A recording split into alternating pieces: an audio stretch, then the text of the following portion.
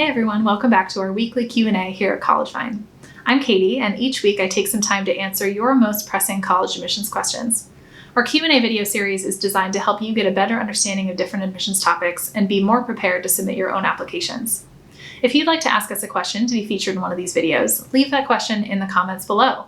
And of course, remember to subscribe to the CollegeVine YouTube channel so you are one of the first people to see our latest admissions tips video. Let's get started with today's 4 questions. So our first question of today comes from Lynn, who asks, should I take the SAT subject tests if they're not required by a school that I'm applying to? So the short answer to your question, Lynn, is yes, you should. Even if they're not required by one college, they may well be required by other colleges that you are going to apply to. Even in the small chance that none of the schools you're applying to requires the SAT subject tests, they can still set you apart from a selective pool of applicants. If you have strong SAT subject test scores that back up your interests and your skills, you'll have another element on your application to set yourself apart. Subject tests are also helpful for specific majors or specific programs of study that you're looking to apply to. Because they're targeted towards specific subject areas like physics or math, you get to choose precisely which fields you draw attention to on your application.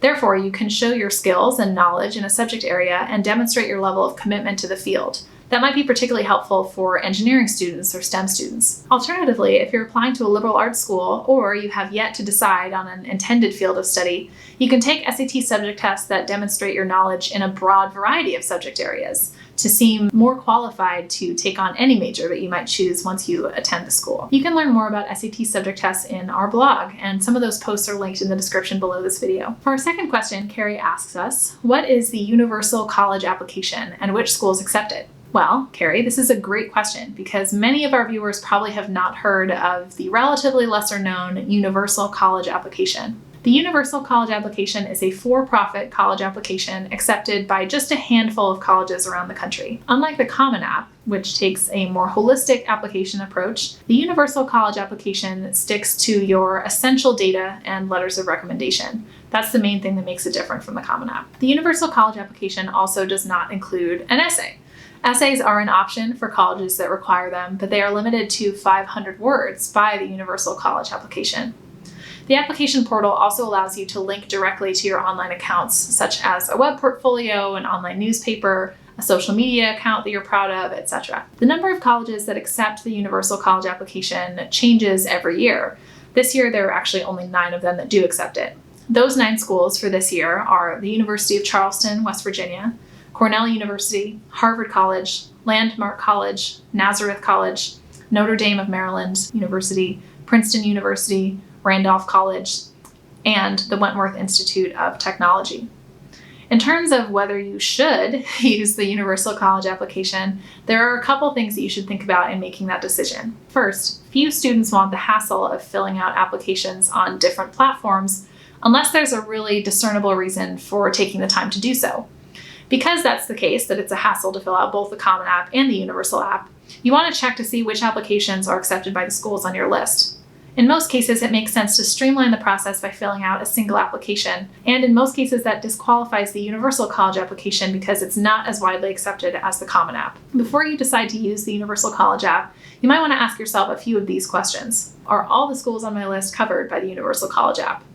Are all the schools on my list not covered by the Universal College App also not covered by the Common App, meaning that you'll have to write a specific application through the school's portal? Will my application be stronger without an essay? Are my grades, test scores, and other stats, quantifiable stats, enough to speak for themselves?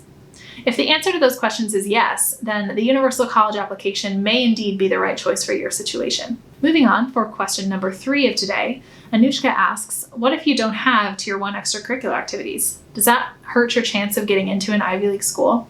Well, Anushka, this is a good question, as always. Your chances of getting into an Ivy League school definitely differ per person based on specific profiles. However, speaking generally, having no or very few Tier 1 or Tier 2 extracurriculars will most likely lower your chances of acceptance to an Ivy. There are a few reasons why that's true. First, you have to keep in mind the exceptional strength of the applicant pools of the Ivy League schools. Some distinctions are impressive in many ways, but won't make you stand out in the Ivy League applicant pool that is so impressive within itself. Getting a perfect score on the SAT or ACT, for example, certainly reflects well on you. However, many of your fellow applicants to Ivies will also have extremely high test scores and GPAs, but also might have Tier 1 activities. Ivy League colleges draw in some of the best and most impressive applicants from around the world. Among those applicants are those who have had access to some of the very best opportunities and best support. And so those students may have accomplished things that others may not have even considered pursuing or have been able to pursue logistically. As a result of these factors, there's a high bar for what kind of achievements really truly stand out in the world of the Ivy League application pool. You will always find students whose accomplishments are truly incredible on a national or international scale in various areas, from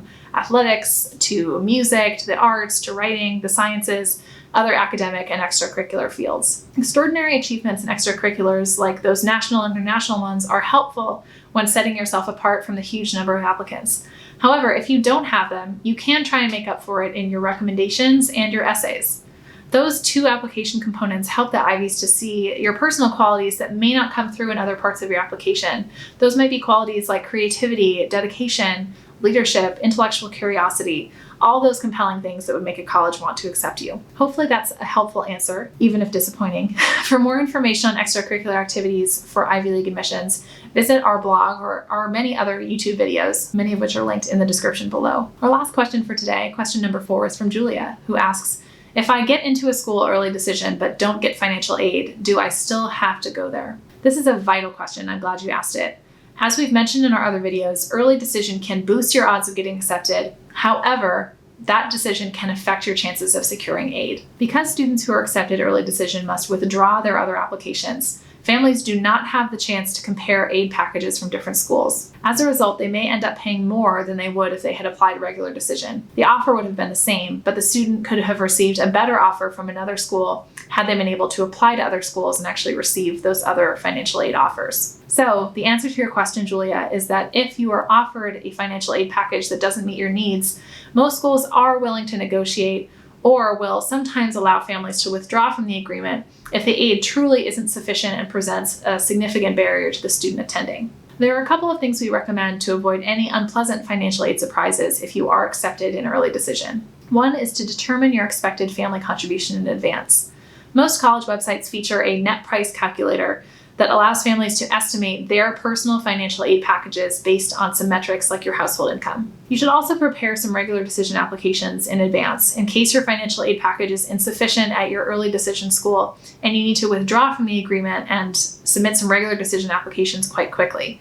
That could save you a lot of stress in applying last minute, often around the holidays in late December. Do not apply early decision 2. With early decision 1, students who wind up withdrawing typically have time in December to apply to other schools regular. On the other hand, ED2 applicants don't receive admissions decisions until February or March, and as a result, they may only be able to apply to a limited number of schools that offer rolling admissions into the spring. That's really not ideal because most schools with rolling admissions are state schools, which tend to be some of the most costly for out-of-state students and don't offer much financial aid, which presumably is a major factor for you. Thank you to those who submitted questions, and hopefully those answers were helpful. Remember that if you have a question you want answered in an upcoming Q&A, you can drop that question into the comments below and we will highlight some of them. If you're looking for free guidance on your college essays, your applications, and much more, you can visit us online at app.collegevine.com and sign up for a free account. We will see you next week for our latest Q&A.